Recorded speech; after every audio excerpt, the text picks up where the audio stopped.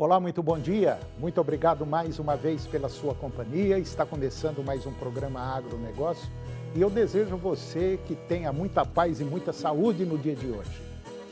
E no programa de hoje nós vamos comentar da atual safra de soja que está mexendo com o mercado, principalmente o econômico e produtivo. Vou falar do mercado de exportação do milho que apresentou um significado crescimento. Vamos falar também da importação de carne de tilápia congelada vinda do Vietnã. Vamos dar um giro pelo mercado da soja e ver o comportamento do preço do grão e também a sua produção. Eu vou conversar com Márcio Antônio Ribeiro, ele é economista e diretor da Faculdade FACMais, e nós vamos falar do mercado econômico brasileiro. O programa Agronegócio já está no ar.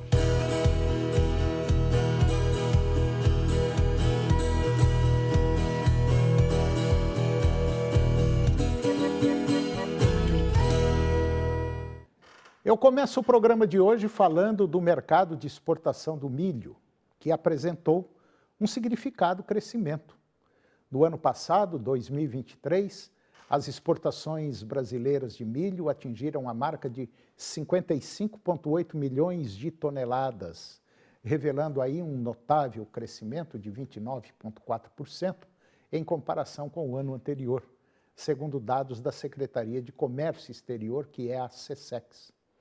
Mato Grosso, principal estado produtor do Brasil, desempenhou um papel muito importante, contribuindo com 52% do total de envios do Brasil para o mercado internacional, conforme dados fornecidos pelo Instituto Mato Grossense de Economia Agropecuária, que é o IMEA.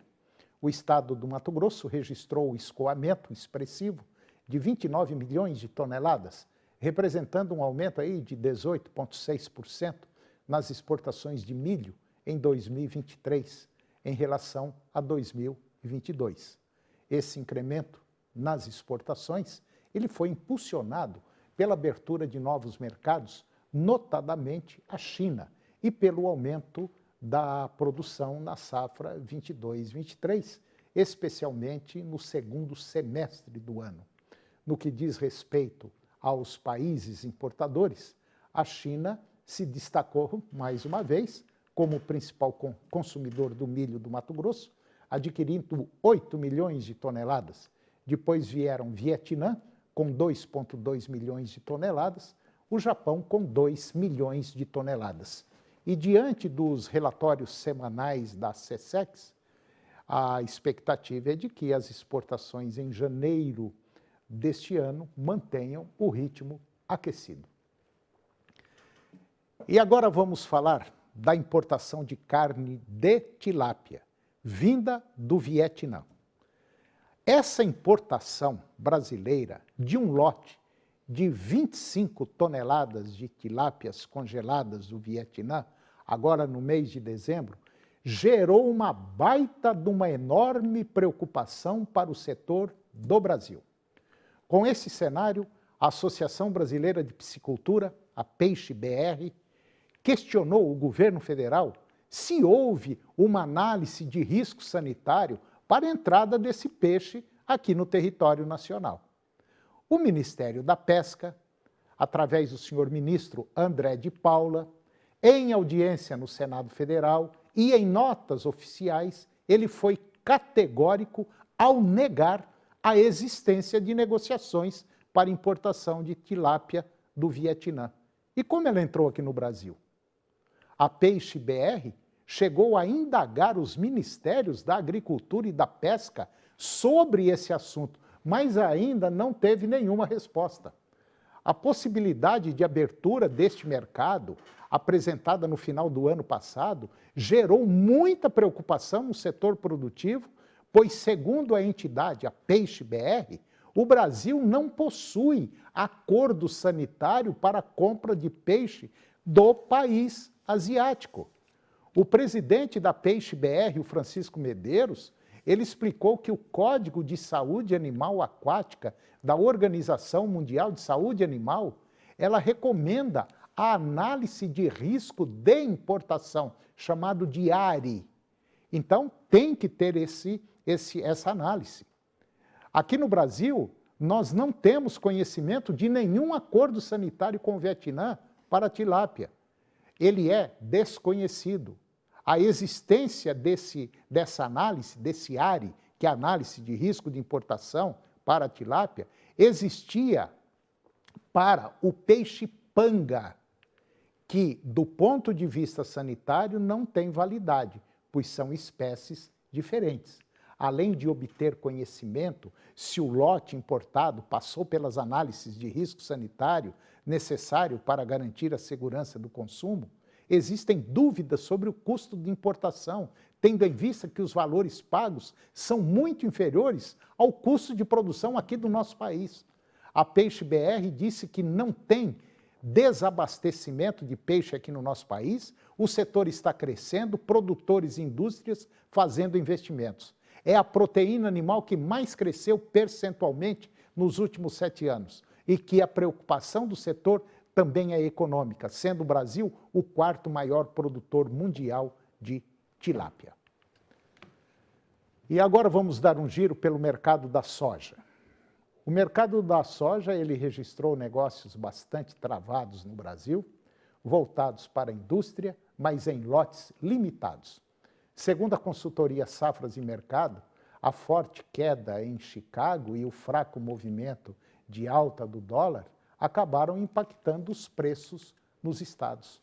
Os contratos futuros da soja, negociados na Bolsa de Mercadorias de Chicago, eles fecharam a última quarta-feira, semana passada, com preços em forte baixa, perto dos menores patamares em quase 2 anos. Além das condições climáticas favoráveis, as lavouras brasileiras pesaram sobre os preços e a expectativa de uma grande safra argentina e as preocupações com a economia chinesa. Fechando o cenário negativo, a aversão ao risco no financeiro aumentou e pressionou as commodities agrícolas. Apesar de algumas alarmantes indicações para a safra do Brasil, como a previsão aí de 135 milhões de toneladas da AproSoja, os agentes trabalham com uma grande oferta de soja sul-americana entrando no mercado. Mesmo com a quebra em Mato Grosso, a maior parte das previsões, como a de safras, elas indicam uma produção próxima a 150 milhões de toneladas. Acrescenta-se a uma oferta uma safra cheia esperada lá na Argentina, após a quebra do ano passado, e boas colheitas esperadas no Uruguai e também no Paraguai. Do lado da demanda, os números fechados sobre o crescimento da economia chinesa no ano passado vieram abaixo do esperado. A China é o principal comprador mundial de soja e seu apetite pela oleaginosa é crucial para a definição dos preços. As preocupações com a China colocaram ainda mais aversão ao risco no mercado financeiro e a perspectiva pouco favorável sobre o início dos cortes dos juros nos Estados Unidos já vinha fazendo os agentes de mercado procurarem opções mais seguras. Como consequência, o dólar subiu frente a outras moedas e o petróleo recuou. A procura por commodities também arrefeceu. E falando em soja, você vai ver agora o comportamento de preço dos grãos. O Centro de Estudos Avançados em Economia Aplicada, que é o CPEA, informou que, após a queda verificada no início deste ano, as cotações da soja retornaram aos patamares registrados em 2020, além de estar atrelado à desvalorização externa. O atual cenário corresponde ao recuo nos prêmios de exportação da oleaginosa no Brasil e à menor demanda internacional em destaque da China. Contudo, a pressão também vem de estimativas indicando o aumento na produção da América do Sul na safra 23-24, a qual os pesquisadores, ainda que os dados contrariem as expectativas, acredita-se em expressiva redução na oferta, considerando os impactos negativos do clima sobre as lavouras brasileiras. E com o dólar operando em alta e a inatividade de Chicago por conta do feriado estadunidense, a oleaginosa volta a subir no mercado interno, encerrando o dia na casa de R$ 129 a saca, lá em Paranaguá, no Paraná. Também não houve negociação para os futuros da oleaginosa, agora na última segunda-feira em Chicago, devido ao feriado norte-americano. O vencimento para março encerrou a última sexta-feira, dia 12, cotado em $12,24 por bushel. Esse valor representa aí por volta de 26,9 dólares por saca. E agora vamos comentar da atual safra de soja que está mexendo com o mercado econômico e produtivo. A safra 23-24 de soja será aí de 135 milhões de toneladas, na visão da Associação dos Produtores de Soja do Brasil, que é a AproSoja Brasil. A estimativa ela foi oficialmente divulgada após a coleta de dados de 15 AproSojas estaduais. Os números estão bem abaixo do que tem sido divulgado por instituições e empresas públicas e privadas do Brasil e também do exterior, aponta a entidade. O quarto levantamento da Companhia Nacional de Abastecimento, a Conab, por exemplo, agora no mês de janeiro, projetou a atual temporada em 155 milhões de toneladas. Os dados divulgados pela associação levam em consideração o estresse hídrico a que foram submetidos os estados na região centro-oeste, bem como o excesso de chuvas em áreas desses mesmos lugares, o que dificultou o trabalho de colheita dos grãos e levou prejuízos ainda maiores aos produtores. Também existem relatos contundentes de produtores na região sul do país, principalmente no estado do Paraná. Esses produtores sofreram com o excesso de chuvas no início do plantio e agora enfrentam a falta de chuva nas áreas em que a soja está na fase reprodutiva, o que compromete a produtividade das lavouras. Em razão de toda essa instabilidade, a AproSoja Brasil projeta um número ainda mais baixo, caso as condições climáticas não se alterem. Pelo menos é o que aponta a nota da entidade. De acordo com diretores da AproSoja Brasil, a divulgação no mercado de dados sobre a safra que não condizem com a realidade tem provocado uma tendência de baixa nos preços. E os produtores, além de terem redução de produtividade, têm que lidar com os preços incompatíveis com a realidade, trazendo prejuízos aos sojicultores e às regiões produtoras. E depois do intervalo, você vai ver que o mercado do café atingiu uma marca de 49 bilhões de reais no ano de 2023, uma marca considerada histórica. E eu vou conversar com Márcio Antônio Ribeiro, economista e diretor da Faculdade FAPMais. Nós vamos falar do mercado econômico brasileiro. Nós voltamos já, é um minutinho só.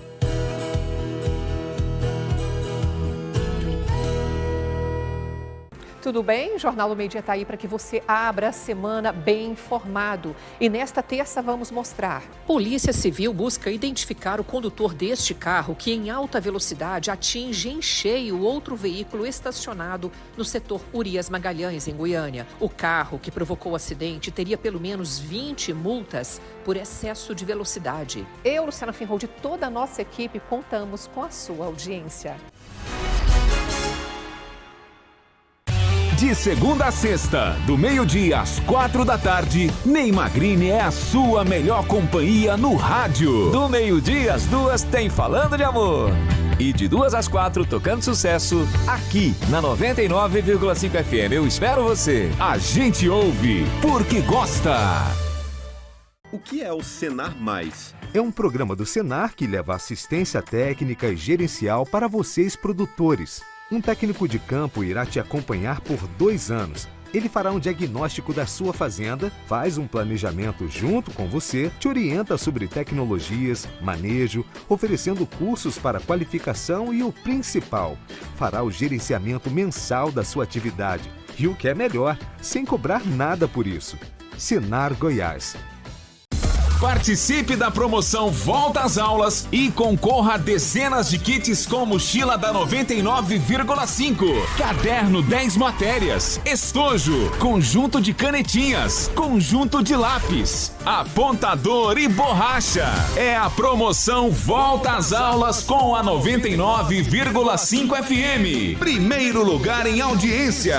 A gente ouve porque gosta. 99,5. Oferecimento, agora sua recarga TIM vira bebida gelada. No app Zé Delivery, recarregue agora. Óticas Brasil, só garante quem sabe o que faz. A papelaria dinâmica tem sempre o menor preço.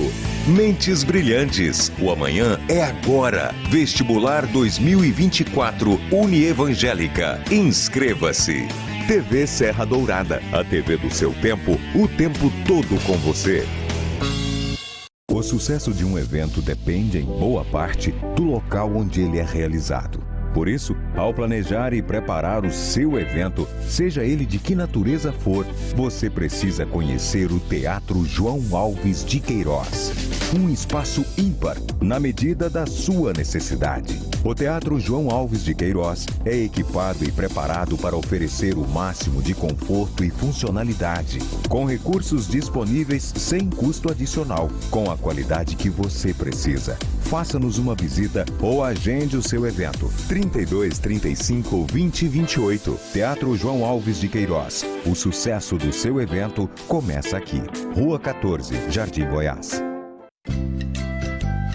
Próxima segunda, 9h15 da noite. Vixe, nem acredito que te encontrei. De tão longe, depois de tanto tempo. Ela vai voltar. E a gente vai descobrir o lado bom da vida novamente. Aqui é o meu lugar.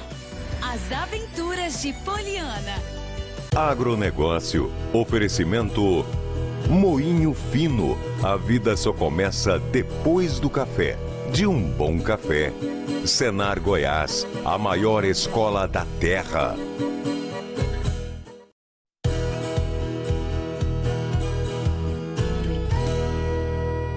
Nós estamos de volta e agora você vai ver que o mercado do café atingiu a marca de 49 bilhões de reais no ano passado, uma marca considerada histórica. No decorrer do ano cafeeiro de 2023, o faturamento bruto total dos cafés do Brasil atingiu a expressiva cifra de 49,3 bilhões de reais. Esse montante, ele abrange duas espécies principais de cafés.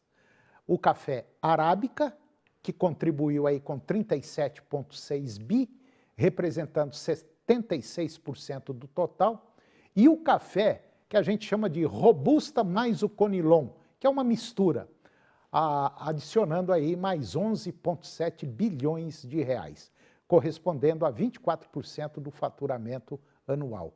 Ao elaborar um ranking por região geográfica, percebeu-se que a liderança absoluta pertence à região sudeste, com um faturamento de 42,4 bilhões de reais, equivalendo a 86% do valor bruto nacional. Em segundo lugar, vem a região nordeste, que registra 3,2 bilhões de reais, correspondendo a 6,5% do total. E a terceira posição, ela é ocupada pela região norte, com estimados 2,5 bilhões de reais, representando 5% do faturamento nacional. Aí, em seguida, vem a região sul, que figura aí com 696 milhões de reais, em quarto lugar, equivalente a 1,4%. E a região centro-oeste encerra o ranking com 396,7 milhões de reais, representando menos de 1% do faturamento bruto dos cafés do Brasil no ano passado. Ampliando a análise para um conjunto de 17 lavouras, consideradas pela Secretaria da Agricultura, lá do Ministério da Agricultura, o faturamento bruto total no ano agrícola atingiu, com esses 17 produtos, 819 bilhões de reais, em um ranking dos principais produtos agrícolas, a soja lidera, com 334 bilhões de reais ou 40,8%. Depois vem o milho, 142 bilhões de reais ou 17%. E aí entram os cafés do Brasil, ocupando a quarta posição, com 49,3 bilhões de reais, 6% do valor brasileiro, seguidos pela cana-de-açúcar, com 113 bilhões, e o algodão com 30 bilhões de reais. E agora eu vou conversar com Márcio Antônio Ribeiro. O Márcio, ele é economista, ele é diretor da faculdade FACMais, e nós vamos falar do mercado econômico brasileiro, um mercado que vem aí, infelizmente, capengando, gerando muitas incertezas para os, vamos dizer assim, os empresários brasileiros, enfim, para todo o setor econômico brasileiro. Márcio Antônio Ribeiro, muito bom dia, é um prazer tê-lo aqui no nosso programa. Tá tudo bem, Márcio? Bom dia, Toninho, bom dia aos nossos espectadores, tudo bem, graças a Deus, Toninho. Ô, Márcio, a indefinição é muito grande, né? O Haddad parece que não está conseguindo fazer o que estava imaginando, o governo federal querendo tirar dinheiro da onde não tem, espremendo de tudo quanto é lado, e parece que essa fruta já deu o suco que tinha que dar, não deu? Já espremeram muito, né? Sim, Toninho, está uma situação bem complicada, né? O déficit público aumentou bastante nesse ano, a gente está falando aí de 234, pouco mais de 234 bilhões de reais em 2023 de déficit, e isso aí, né, contra um ano anterior que tinha fechado com um pouco mais de 59 bilhões de saldo positivo. A gente sabe que o governo, às vezes, existem situações em onde ele é obrigado a gastar além daquilo que ele recebe, se endividar, né? Mas a gente vê que tem um descontrole muito grande e isso tem gerado algumas incertezas aí, deixado, né, que muitos empresários, tanto brasileiros como estrangeiros, em investimento externo, fiquem um pouco postergado até que realmente veja aquilo que o governo veio para fazer. A gente sabe que o ministro Haddad tem tentado buscar algumas correções, mas ainda é muito cedo para a gente falar se isso dará certo ou não. E parece que no andar da carruagem, tanto o presidente da República quanto o Haddad e quanto também o vice-presidente, parece que está tendo alguns arranhões, né? Parece que o som não está muito perfeito entre eles, né? Sim, Tony, e isso acaba, como eu falei, criando algumas situações desagradáveis, né, no mercado, que isso acaba impactando em geração de emprego e renda. Para você ter uma ideia, nos últimos meses, né, um indicador que mostra o risco que a gente tem para os próximos meses, né, ou pelo menos a incerteza dos empresários, dos investidores, comerciantes, é um indicador chamado formação bruta de capital fixo, que é quanto tem se investido, né, em bens de capital, bens de produção, ou seja, é um robô para produzir carro na indústria, um caminhão para fazer transporte, né, a ampliação de uma indústria de alimentos, compra de máquinas nacionais ou importadas. A gente observa que essa formação bruta de capital fixo ela vem recuando, né, nos últimos 12 meses chega a uma queda de mais de 10%, e ela vem sendo permanente, né? Se eu pensar em 12 meses um acumulado de 10% em média de queda, indica que não há uma confiança do empresário em expandir a sua produção, né? Isso aí mais na frente, em alguns meses ou para os próximos anos, pode impactar numa menor disponibilidade de emprego e renda. Ô Márcio, essa situação pela qual está passando o setor agropecuário com essa condição climática que afetou muito as nossas culturas, o nosso plantio da safra 23, 24, isso pode acarretar, ou melhor, pode ser assim uma boa pisada na economia para baixo, né? Sim, Toninho, a gente vê, a gente teve uma queda da inflação nos últimos meses, mas principalmente em dezembro a gente observa que quando pega a inflação por áreas, ou principalmente a inflação por faixas de renda, né, ou seja, pessoas mais pobres, com menor poder aquisitivo até as maiores, a gente observa que a alimentação é um item que cresceu um pouco acima dos outros índices de inflação. E isso já é justamente em expectativa de uma menor produção e que vai aí elevar preços, né? E um detalhe, uma menor produção, devido a essa questão climática, ela tem dois viés para a gente, para o Brasil. O primeiro, que é a inflação aqui dentro, né, a inflação de alimentos, e um segundo, que é uma menor disponibilidade para exportação, que vai acabar aí, né, possivelmente, afetando a balança comercial. Porque esse ano, apesar de preços, né, não tão remuneratórios para o produtor, como você mesmo já mostrou em outras reportagens, as exportações foram boas pensando em termos de volume, né, tinha disponibilidade. Agora, para 2024... com a safra de soja que está sendo colhida, né, e também de outros grãos aí, bem como a segunda safra de milho que ainda vai ser plantada, em algumas regiões nem vai ser possível, porque a colheita da soja vai atrasar bastante, gera aí uma série de incertezas e deixa, infelizmente, uma nuvem, né, não muito agradável pairando sobre o cenário futuro. Márcio, uma coisa que me preocupa muito, não estou aqui comparando o governo A com o governo B ou X ou Y, não é nada disso. Mas é real o que está acontecendo. Como é que a gente consegue, no governo passado, fechar positivo e com um ano só ter esse rombo que é astronômico? É meio... não dá para entender. Parece que a coisa está levando assim meio na brincadeira a situação econômica. Não, o país é rico, a teta dessa vaca chamada Brasil vai dar leite que não vai parar, e não é bem por aí, né? Não, Toninho, eu ainda falo, é cedo para a gente fazer algum julgamento de valor. Pode ser que esse endividamento que o governo está fazendo agora, às vezes se for o endividamento for para investimentos, esteja fazendo investimentos, né, para o futuro, que melhore a infraestrutura, né, de energia, de transporte, saúde, ele vai se pagar na frente. O que nos preocupa é que isso não está sendo visto, né? Boa parte desse déficit foi em função de despesas, de gastos e não de investimento. A gente sabe que despesa e gasto, uma vez feita, você não recupera, ele não tem um retorno, né, para o futuro. Então é preciso fazer um ajuste aí muito sério, né, para que isso não ocorra, né, em outros anos. A gente sabe que o governo entrou, foi o primeiro ano, 2023, né, fez os seus planejamentos, deve ter encontrado ali, feito cálculos, e entendido que era necessário gastar, né, aquele dinheiro. A gente sabe que qualquer tipo de endividamento normalmente gera problemas,